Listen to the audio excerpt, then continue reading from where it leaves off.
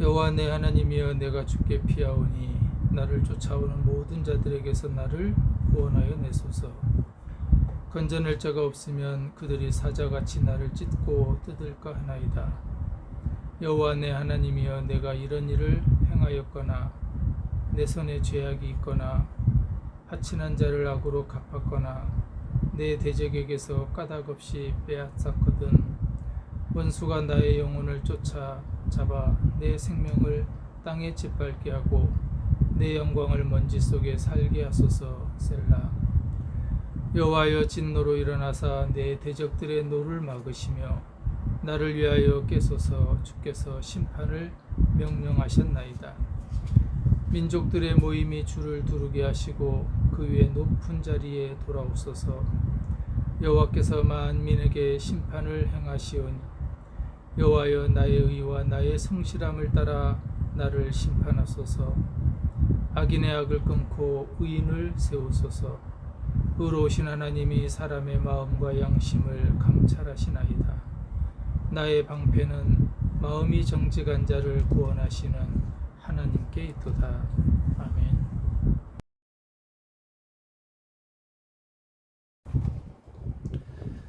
오늘 시편 7편의 표제어는 두 가지로 되어 있습니다. 다윗의 시가연, 또 하나는 베냐민인 구시의 말에 따라 여호와께 드린 노래라고 이렇게 되어 있습니다.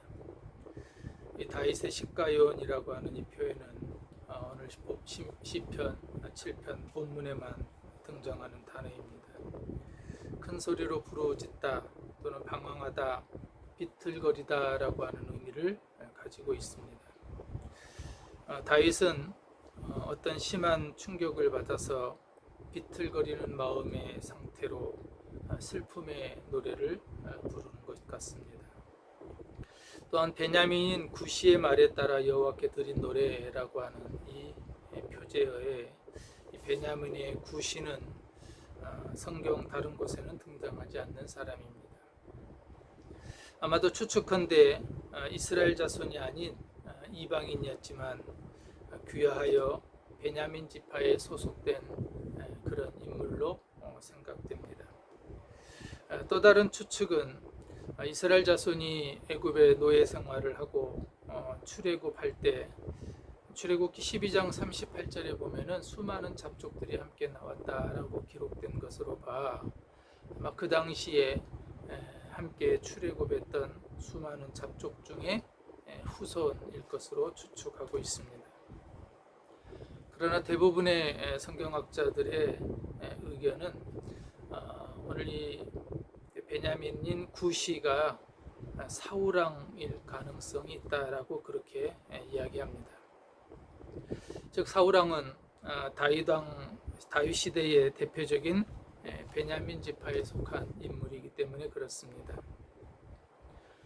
또 다른 추측에 의하면은 이 베냐민인 구시는 사울의 문제가 정리되고 난 이후에 아들 압살롬 때문에 고통스럽고 두려운 나날을 보냈던 다윗이 아마 이 압살롬의 반역으로 도망치는 상황으로 이해하기도 합니다.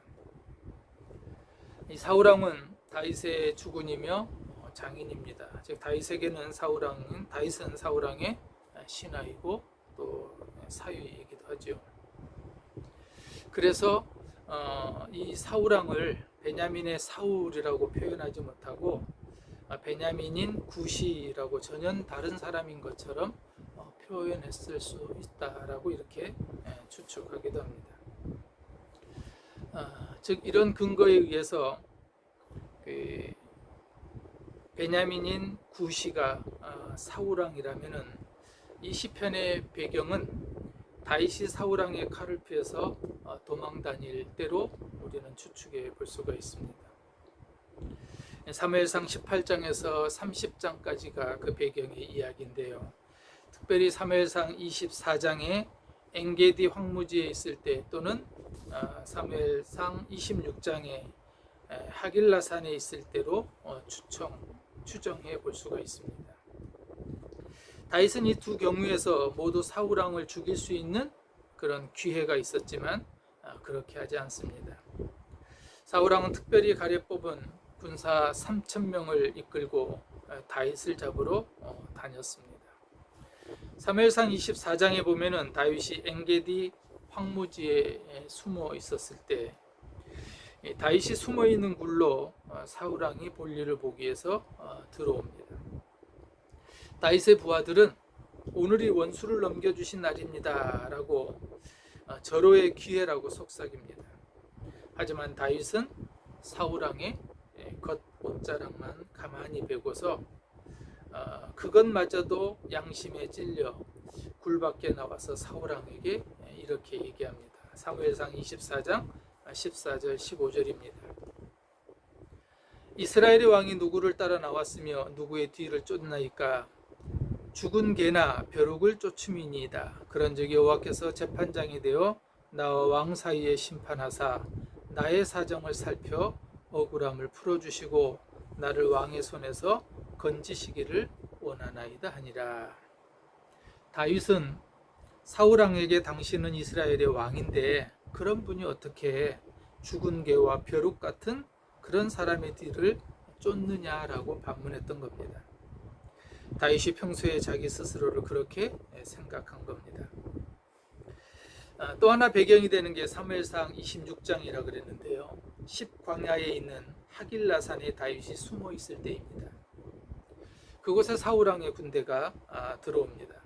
다윗과 함께한 사람들은 하나님이 오늘 당신의 원수를 당신의 손에 넘기셨습니다 라고 또 절호의 기회라고 속삭입니다. 다윗은 밤에 잠들어 있는 사울왕의 머리맡에 있는 창과 물병만 가지고 조용히 나옵니다. 사무엘상 26장 20절에 이렇게 이야기합니다. 그런즉 청하건대 여호와 앞에서 먼 이곳에서 이제 나의 피가 땅에 흐르지 말게 하옵소서. 이는 산에서 메추라기를 사냥하는 자와 같이 이스라엘 왕이 한 벼룩을 수색하러 나오셨음이니이다. 사무엘상 24장에서 죽은 개나 벼룩으로 자신을 표현했던 것처럼 이 사무엘상 26장에서 다윗은 자신을 메추라기와 또 벼룩 한 마리로 비유하고 있습니다. 이런 배경 속에서 오늘 시편 7편의 말씀을 우리가 다시 한번 살펴보면은 그런 상황 속에서 다윗은 하나님께 구원을 요청합니다. 다윗은 사울 왕에게 잘못한 것이 없음에도 이렇게 쫓겨다녔습니다. 오늘 1절에 보면은 여호와 내 하나님이여 라고 하나님을 찾고 고백합니다. 상황이 어렵고 힘들거나 또 내 생각과 다르게 삶이 전개될 때 다윗은 하나님을 향해서 기도했던 겁니다.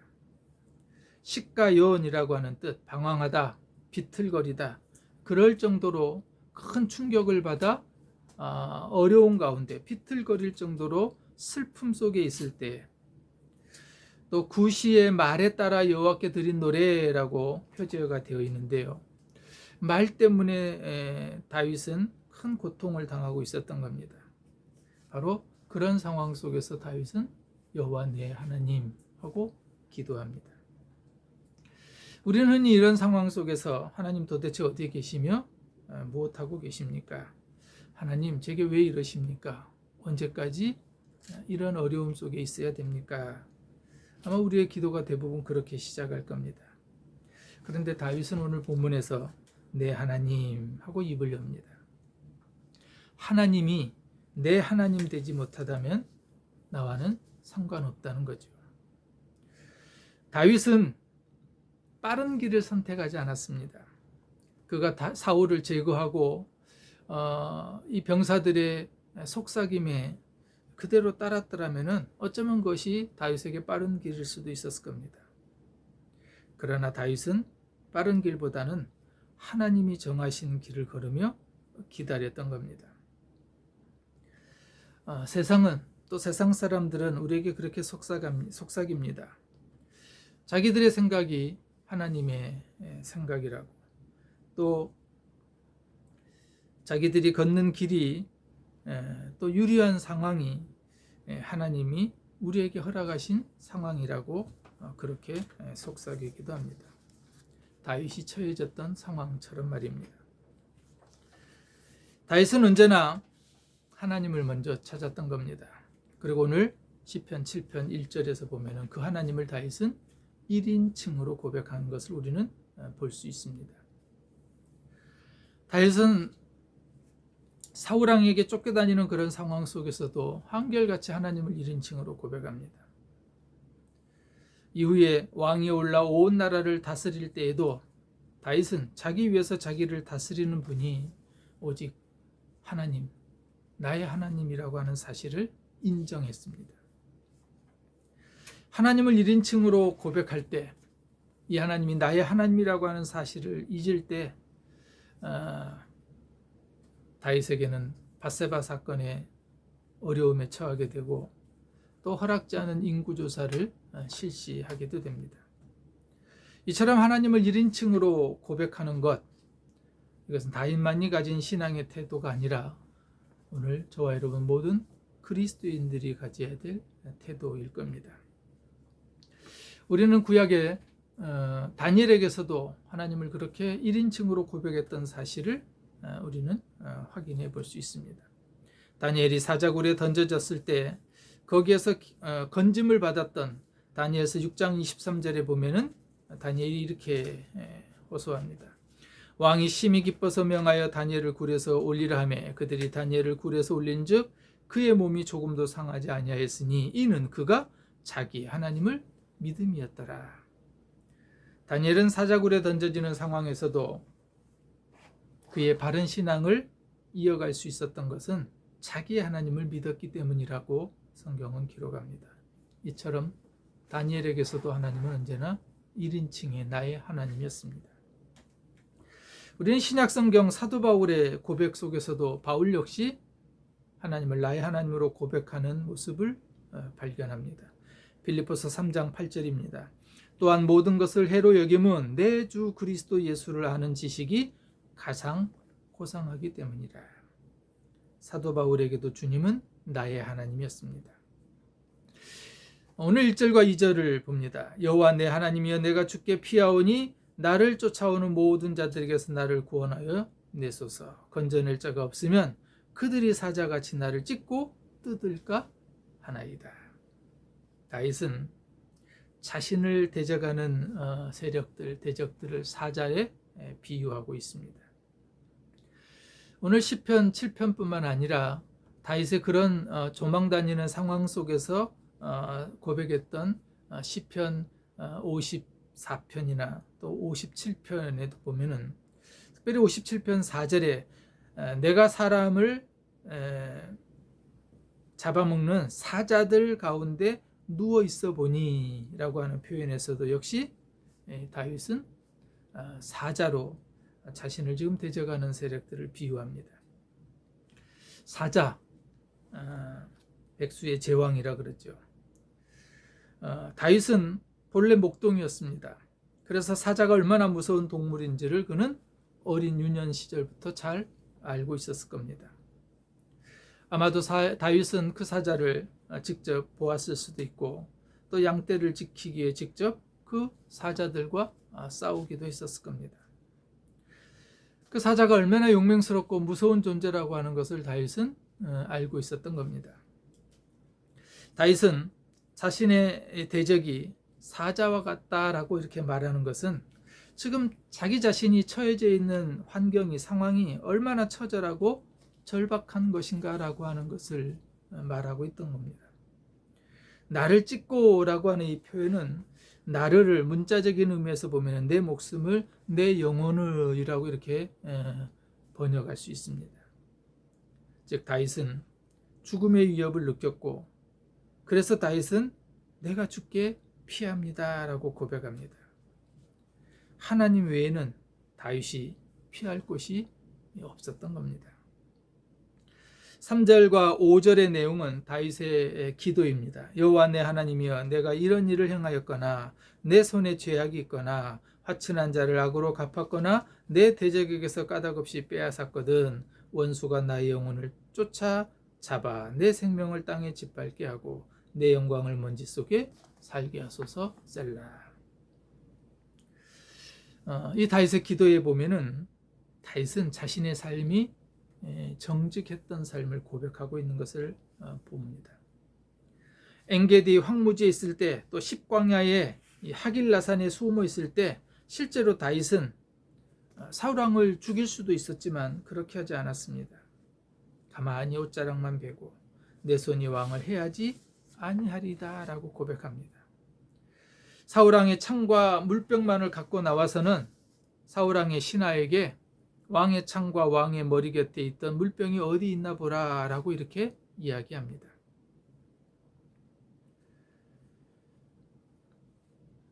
하나님의 의로우심과 악인들의 운명을 이어서 다윗은 노래합니다.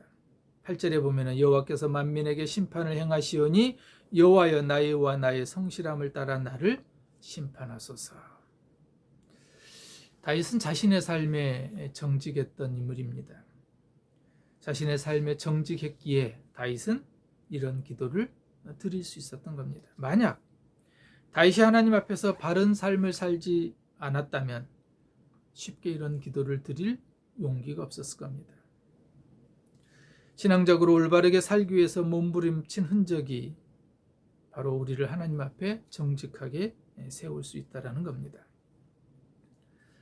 6절도 이 악인에 대한 다윗의 기도입니다. 여호와여 진노로 일어나사 내 대적들의 노를 막으시며 나를 위하여 깨소서. 주께서 심판을 명하셨나이다. 하나님의 진노하심으로 대적들의 노를 물리쳐 달라고 다윗은 기도합니다. 이 대적들의 악함을 노로서 다스려 달라.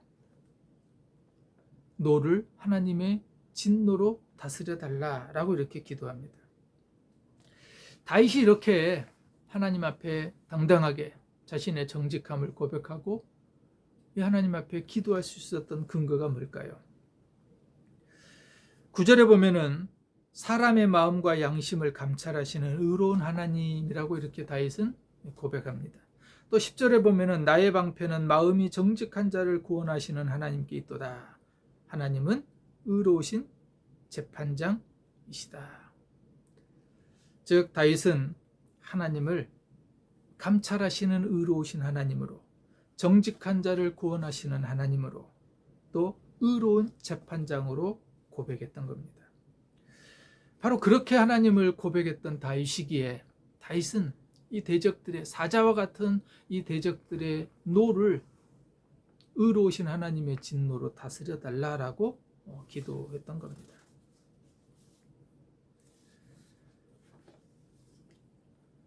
스스로 자기 자신을 지킬 수 있는 인생은 아무도 없을 겁니다. 다만 그럴 수 있을 것이라고 착각하는 것뿐입니다. 우리 인생을 돌아보면 스스로 지킬 수 있는 인생은 아무도 없습니다. 내 인생을 내 마음대로 지켜주고 내 마음대로 살 수 있었다면 과연 우리는 지금의 모습이라고 할 수 있을까요? 하나님만이 우리를 지켜줄 수 있다는 사실입니다. 그리고 하나님께서 의로운 분이시기에 때로 우리가 억울한 일을 당하고 어려움을 당해도 우리는 소망 가운데 살 수 있습니다. 바로 하나님의 온전하심을, 또 우리를 온전케 하심을 다윗이 기도했던 것처럼 사자와 같은 대적들의 노를 하나님의 의로우신 진노로 해결해 주실 수 있음을 우리는 믿기 때문입니다. 시편 7편은 17절에서 이렇게 마무리합니다. 내가 여호와께 그의 의를 따라 감사하며 지존하신 여호와의 이름을 찬양하리이다. 사울 왕을 피해 도망다니고 있는 이 처절한 절박한 비틀거리는 고통의 상황에서 다윗은 마지막 감사함으로 여호와의 이름을 찬양함으로 오늘 시편의 본문을 마무리 짓습니다. 다윗은 처절한 상황에서 기도했던 그 다윗은 찬양으로 끝을 맺습니다. 지금 자신의 삶의 고통이 끝이 아니라는 사실을 다윗은 분명히 알고 있습니다. 하나님께서 자신의 삶을 돌아보시고 결국에는 다시 세워주시며 또 새롭게 해주실 것을 다윗은 믿었기 때문입니다. 지금 우리의 삶이 아무리 어렵고 힘들어도 그것이 끝이 아니라는 사실을 알 때 우리는 의로우신 하나님을 믿고 용기를 낼 수 있습니다. 또한 내 삶이 지금 아무리 좋아도 그것이 끝이 아니라는 사실을 알 때 우리는 삶을 더 겸손하게 진지하게 살 수가 있습니다. 다윗은 사울왕을 피해 도망다니며 숨어 있을 때 방황하고 비틀거리는 슬픔 속에서도 하나님은 내 하나님이라고 고백합니다. 하나님께 구원을 요청하고 기도합니다. 오늘 1절의 말씀처럼 내가 주께 피하오니 내가 주님께로 피합니다. 이것이 다윗이 찾은 답이었습니다. 고통의 상황, 처절하게 비틀거리는 슬픔의 상황에서 우리가 찾을 수 있는 답은 바로 오늘 본문의 1절 내가 주께 피합니다 라는 이 고백입니다. 앞에서 말씀드린 것처럼 스스로 자기 인생을 지킬 수 있는 인생이 아무도 없다면 세상에서 나를 안전하게 영원히 지켜줄 수 있는 것은 세상 그 어디에도 없다는 사실을 안다면 오직 주님만이 우리의 인생을 책임지시고 오직 주님만이 우리를 붙잡아 주시고 우리를 가장 선한 길로 인도하신다는 사실을 믿는다면 오늘 다윗의 고백처럼 내가 주님께로 피합니다. 이것이 저와 여러분의 기도이며 찬양일 줄로 믿습니다. 시편 73편 28절에 보면은 하나님께 가까이함이 복이다라고 그렇게 노래합니다. 하나님께 가까이 하는 것, 하나님께 피하는 것, 그것이 바로 성경은 복이라고 말씀했던 겁니다. 오늘 같은 배경인 시편 54편 4절에 보면은 다윗은 그러나 하나님은 나를 돕는 분이시며 주님은 내게 힘을 북돋우는 분이십니다. 이렇게 고백합니다. 또 57편 1절에 보면은 참으로 하나님 나를 불쌍히 여겨주십시오. 불쌍히 여겨주십시오. 내 영혼이 주님께로 피합니다. 이 재난이 지나가기까지 내가 주님의 날개 그늘 아래로 피합니다. 그리고 주님의 사랑은 한결같다라고 하는 고백을 합니다. 사랑하는 여러분, 오늘 다윗과 같은 그런 슬픈 노래를 비틀거리는 고난의 상황이 우리 앞에 있다 할지라도 우리의 생각대로 전혀 삶이 펼쳐지지 않는다 할지라도 오늘 다윗이 우리에게 줬던 답 여호와 내 하나님이여 내가 주께 피하오니 주님께 피할 때 거기에 답이 있고 주님의 날개 그늘 아래 피할 때 주님을 가까이 할 때 그것이 복이라는 사실을 믿고 살아가는 저와 여러분 되시기를 주님의 이름으로 축원합니다.